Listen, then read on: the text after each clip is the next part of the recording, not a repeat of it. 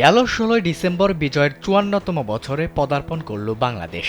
১৯৭১ সালের এই দিনে পাকিস্তানি হানাদার বাহিনীর সাথে দীর্ঘ ৯ মাসের যুদ্ধের পর অর্জিত হয় চূড়ান্ত বিজয়। তবে বাংলাদেশের বিজয় দিবস নিয়ে সামাজিক যোগাযোগ মাধ্যম এক্সে বাংলাদেশের অর্জিত চূড়ান্ত বিজয়কে ভারতের ঐতিহাসিক বিজয় দাবি করেন ভারতের প্রধানমন্ত্রী।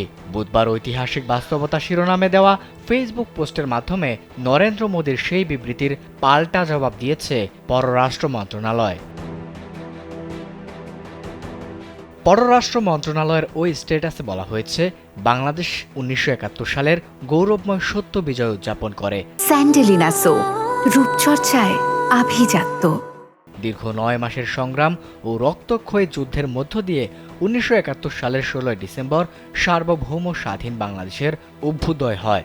১৯৭১ সালের ১৬ ডিসেম্বর ঢাকায় ঐতিহাসিক সোহরাওয়ার্দী উদ্যানে কি ঘটেছিল ও কি হতে পারত তা ভারতের সাবেক পররাষ্ট্র সচিব ও জাতীয় নিরাপত্তা উপদেষ্টা জে.এন. দীক্ষিত তার liberation and beyond India Bangladesh relation বইয়ে সেদিনের যে বর্ণনা দিয়েছেন তা থেকে তুলে ধরেছে পররাষ্ট্র মন্ত্রণালয়। দীক্ষিত তার ওই বই বলেন, পাকিস্তানি বাহিনীর আত্মসমর্পণ অনুষ্ঠানে যৌথ বাহিনীতে বাংলাদেশের কমান্ডার জেনারেল এম.এ.জি. উসমানীর উপস্থিতি নিশ্চিত করতে না পারা ও আত্মসমর্পণের দলিলে তাকে অন্যতম স্বাক্ষরকারী হিসেবে না রাখা ছিল ভারতের মিলিটারি হাইকমান্ডের ব্যর্থতা এবং একটি বড় রাজনৈতিক ভুল। সেখানে তার অনুপস্থিতির বিষয়ে যে আনুষ্ঠানিক অজুহাত তুলে ধরা হয় তা হলো তাকে নিয়ে একটি হেলিকপ্টার রওনা হয়েছিল, কিন্তু তা ঢাকায় আত্মসমর্পণ অনুষ্ঠানে সময় মতো পৌঁছাতে পারেনি। এ বিষয়ে ব্যাপকভাবে যে সন্দেহটি করা হয় তা হলো পুরো আত্মসমর্পণ অনুষ্ঠানে ভারতীয় মিলিটারি কমান্ডারদের উপর দৃষ্টি নিবদ্ধ রাখার জন্য জেনারেল উসমানীর হেলিকপ্টারটি অন্যদিকে পাঠিয়ে দেওয়া হয়, যাতে তিনি সময় মতো ঢাকা পৌঁছাতে না পারেন।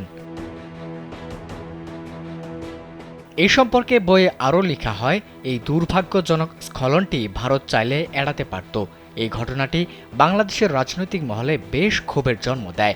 বাংলাদেশের স্বাধীনতার পর ভারত বাংলাদেশ সম্পর্কের শুরুর দিনগুলোই অনেক রাজনৈতিক ভুল বোঝাবুঝি দেখা দেয়। আত্মসমর্পণ অনুষ্ঠানে ওসমানী উপস্থিত থাকলে সেগুলো এড়ানো যেত। পররাষ্ট্র মন্ত্রণালয়ের ওই ফেসবুক স্ট্যাটাসের শেষে উল্লেখ করা হয়, আমরা ১৯৭১ সালের আমাদের গৌরবময় বিজয় উদযাপন করি, আমরা সত্য উদযাপন করি। এর আগে পররাষ্ট্র উপদেষ্টা মোহাম্মদ তৌহিদ হোসেন গেল মঙ্গলবার গণমাধ্যমে জানিয়েছিলেন, ভারতের প্রধানমন্ত্রীর বক্তব্যের জবাব বাংলাদেশ সরকার নিজের মতো করে দেবে। আবিদ হাসান, কালবেলা।